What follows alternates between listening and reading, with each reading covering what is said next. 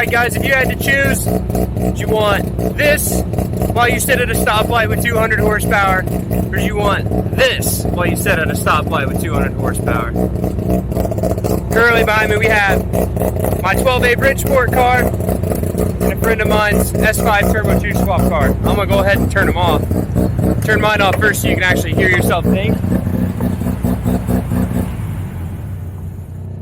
So now that you can hear the smooth, silent idle of a stock Series 5 Turbo 2 13B in a first gen, you might be able to lend a better choice.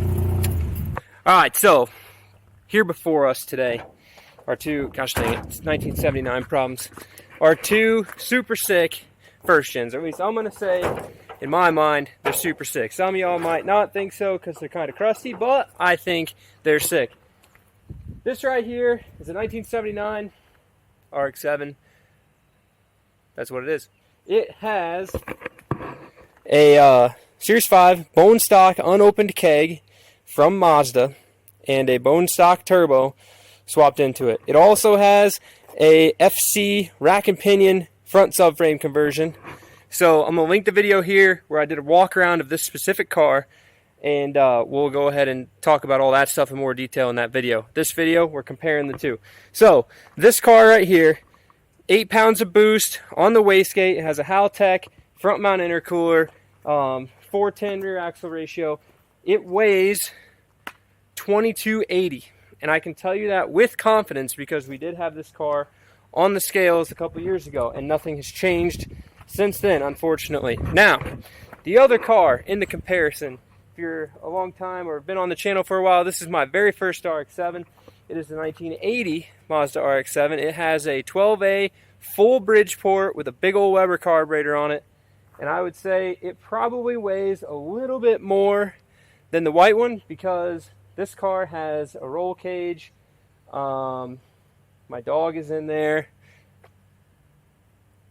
And I guess that's really about it. I wouldn't think they weigh that much far apart from each other, but I'm going to guess this car is probably right around the 2300, 2250-ish, so they're probably about the same weight. The big thing that the white car is going to have the advantage on going forward is two things. One, it has an FC Rx-7 transmission. In an FC Rx-7 transmission, first, second, third are a lot closer together than the original 1980 12A transmission, which is in mine. The other thing is, the white car has a GSLSE rear axle. Mine has a stock GSL axle. The difference being, the GSLSE has a 410 axle ratio. Mine has a 3.9 axle ratio. I have a little bit smaller of a tire than that one, but not too big of a deal. I don't think it would make that much difference. And that's really, the rear end and trans thing is going to make this car probably accelerate a little bit quicker than that one, just because of the mechanical advantage. Now, let's talk actual horsepower numbers, if I didn't mention it like right away. This car, I know, stock T2 blocks, stocks, you know, just 10 pounds of boost, you could probably say maybe like 220-ish, 200-ish to the wheels, maybe a little over 200.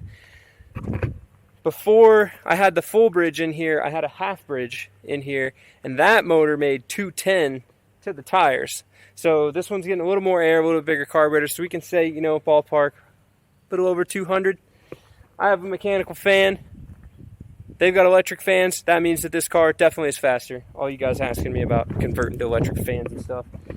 So I don't know. Before we get into the driving, which you already saw at the beginning of this video, two tacks, like two gauge clusters parked next to each other without a label, and just says which one is which.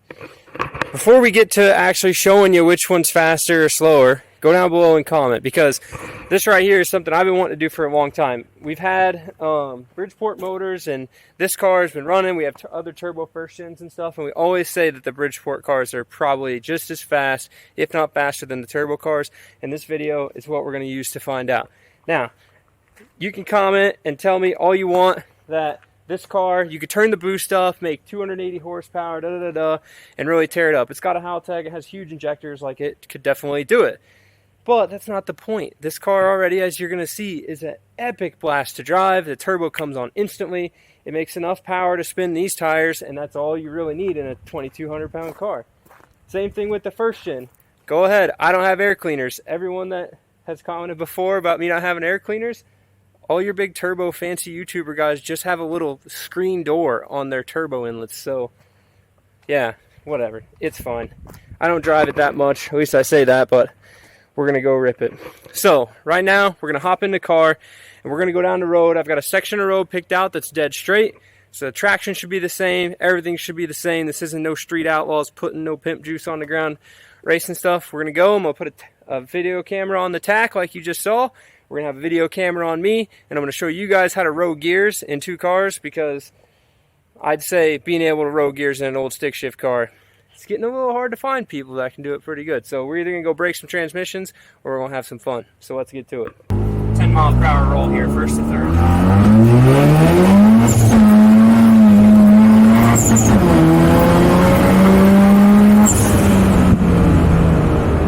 Not bad.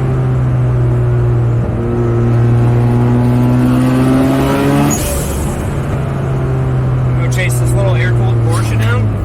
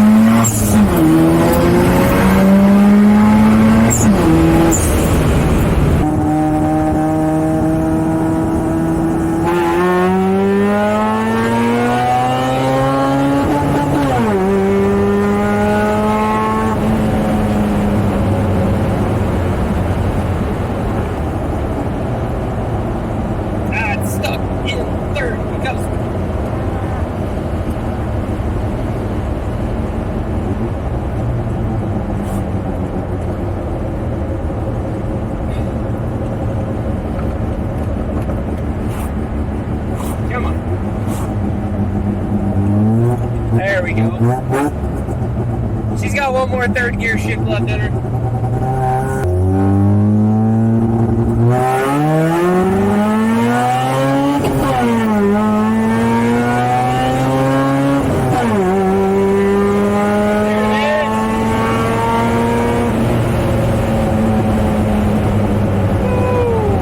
That's how you shift the third right there.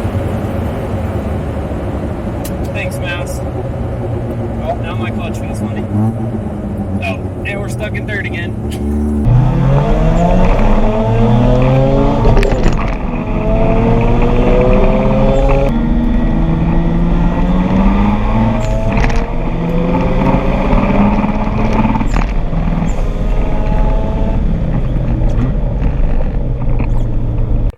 What's up, guys? We're back from driving both of these cars back to back to back to back. So I hope you enjoyed the rips. I definitely enjoyed taking both of these for a drive for you guys today. Beautiful day. However, I didn't enjoy breaking my transmission on my own car because, well, I was hoping to get to enjoy it for a while before I took it apart. So anyways, now that you've seen the videos back to back, I haven't seen them yet, back to back, comparing the tacks, comparing everything, did your initial thoughts come true? What do you think? I think personally that the white car, the turbo car, is faster than the silver car. I think that the gear ratios in the rear ends play a bigger role than what it would in like a bigger horsepower setting, right? I think that makes more of a difference at this power and weight level than the other one. The silver car definitely feels like the gears drag on for forever, whereas the turbo car just motors right through it. So I think all of that extra torque, right? The turbo car is definitely going to feel faster because the torque's coming in way sooner with all the boost, and then it's going to carry out, whereas the Bridgeport car is just going to constantly build up. So despite the peak horsepower number being pretty much the same, and probably the peak torque number being pretty much the same, the fact that the turbo car makes more power through more of the RPM range is what's going to make it be faster. And I bet that those videos 100% showed that. So, if there's any other thoughts, comments, questions you guys have about both of these cars, one thing that I'm going to say right now, cost, okay? Both of these are Rx-7s. Both of them are mildly stock suspension style. That one has an FC front subframe, but FC front subframes aren't exactly hard to come by. You could probably find one. So, as far as cost to build, and let me get out of the wind for you guys, cost to build. It's going to cost you probably $2 to $3 grand to have a Bridgeport 12A built for you, and also to change your carburetor or EFI or whatever setup to change that to make it work. Okay. Turbo parts are getting much harder to find because people keep breaking stuff, and that means there's not much of them left. So, as far as when this car was put together 8 or 9 years ago, this was just bought a turbo 2, took the motor out, put it in here. Nowadays, it's probably going to cost you a couple $1,000 just to get a turbo 2 block and turbo and all the intakes. That's not even knowing that engine is in good condition. So you're still going to spend another $1,000 to $2,000 on top of that just to make sure the engine's right. Then you've got to find an engine management system and all this other stuff to make it work. So, is it worth the money? I don't know. Both of these cars seem to start pretty well as far as like hot, cold, whatever. When you get them tuned right, they tend to work. And I would definitely say build the car you want, right? If you're not into the mad, awesome, epic stoplight presence that a Bridgeport car has, if it's too loud and too annoying and you can't get over the buckiness and all that, whatever, I've got a video about the Bridgeport. If you can't get over any of that, then build the turbo car and you'll have just as much speed. As far as grip in these chassis, you cannot fit a very big tire under these cars. I mean, you could probably fit a 225 on a 15x8 in the rear, and it's going to rub a little bit, but it is a straight axle, so it's nothing too crazy. But a 225, 300 horsepower is just going to spin those tires. I mean, you saw with the turbo motor, it's just spinning them into second.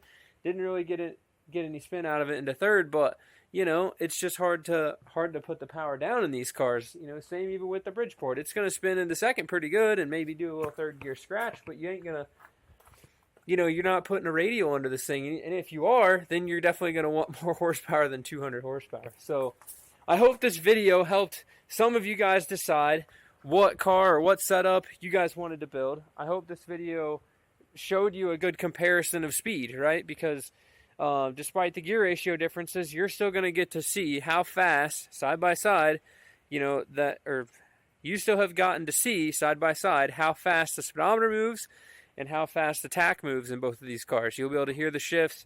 You see me trying my best 100% to road these gears and not break transmissions. And, you know, I think it was pretty successful. So, comment below your thoughts after you've seen the end of the video. I love responding to everyone's comments and interacting with you guys, and it helps the channel. Make a comment telling me what you want to see moving forward out of either of these two cars. I'm going to, up here is the walk around video for this car. So that's a video that's going to go up before it went up before this one, but just kind of showing the FC subframe, stuff like that.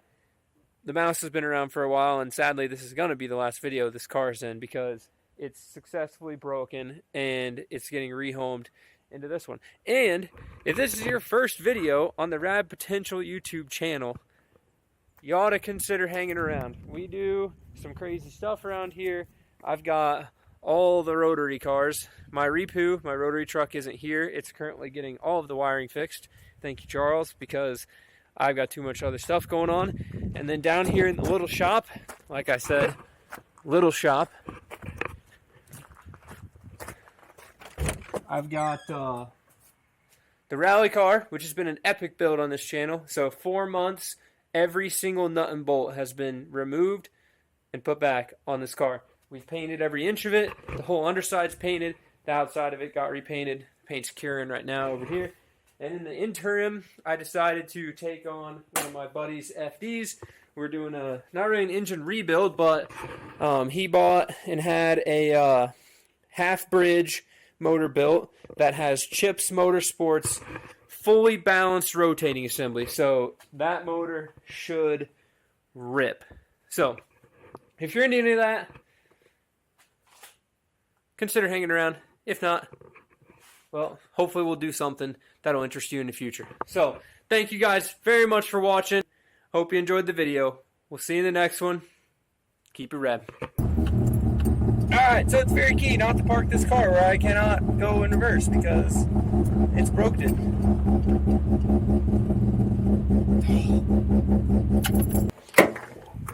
And by like broken, I mean